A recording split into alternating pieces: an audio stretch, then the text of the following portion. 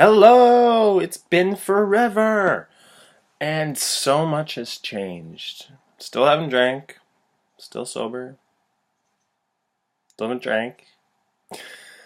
And I actually don't know how long it's been now. It started on, I think, March 18th or March 16th. So it's been about 2 months, which is super exciting.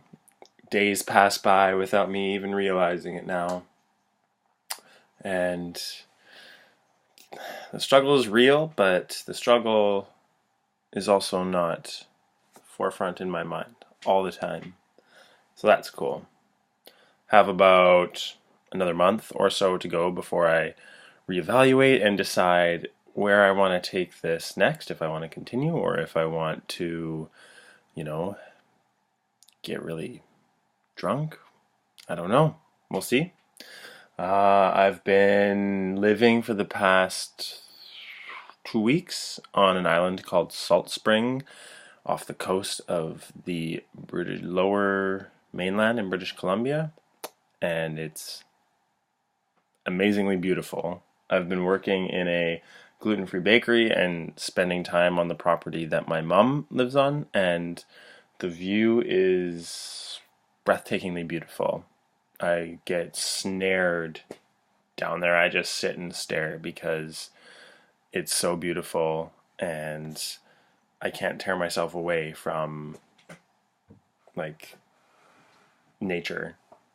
It's just like islands and ocean and sun setting and the colors, and it's just like mind blowing. I get nothing accomplished.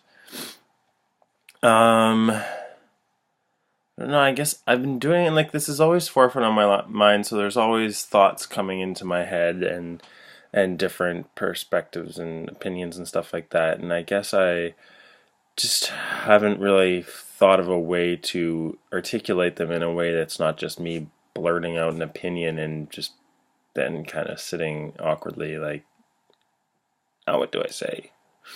Couple things.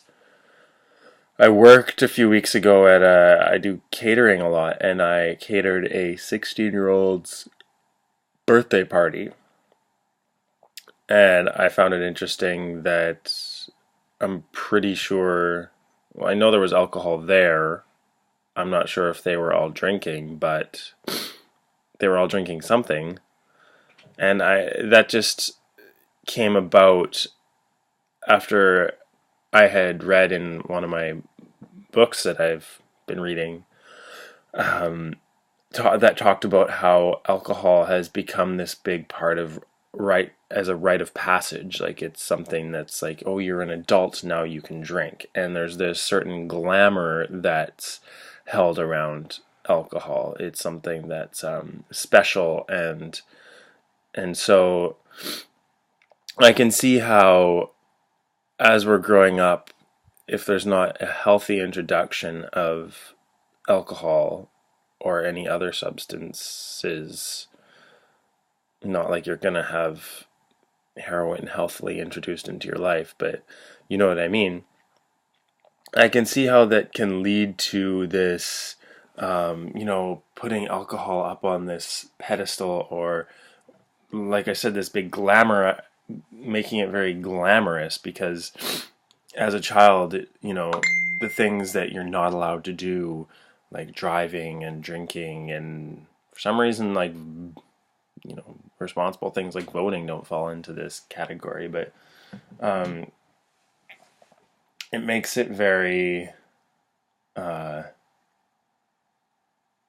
don't know, it sets up this unhealthy portrayal of these things. And so then when it's like the kid who's never allowed to have candy, and then when they are allowed to have candy, or when they are in a situation where they can get candy themselves, they friggin' gorge on candy and they eat as much as they can. So same thing with alcohol, when it's like, no, no, no, no. And in the States, when you're 21, it's not until you're 21, which, I mean, I was reading you can join the military, you can be married, you can own a house by that point, but you're not allowed to have a drink of alcohol. And it just sets this really weird sort of just sets this weird energy around it where you're not allowed to drink until you're 21. And I mean, yeah, I don't know what else to say. It just makes it this thing that's really I don't think it sets up a healthy future for people. If it's introduced as something when we're 14, 15, and it's like, yeah, you can have a sip, and our parents introduce it in a very healthy way, then I think that can really help us out as we get older. One of the things I remember my parents saying when I was younger was, and I mean, I was 15 years old, 14 years old, so this didn't really resonate with me at the time, but they told me, don't drink just to get drunk. And, that never really made sense to me as a kid because I was like, well, why else would you drink? But that always stuck with me. I always still heard their voices in my head saying, don't drink to get drunk. So that's something now that's come a little bit more, makes a little bit more sense to me now.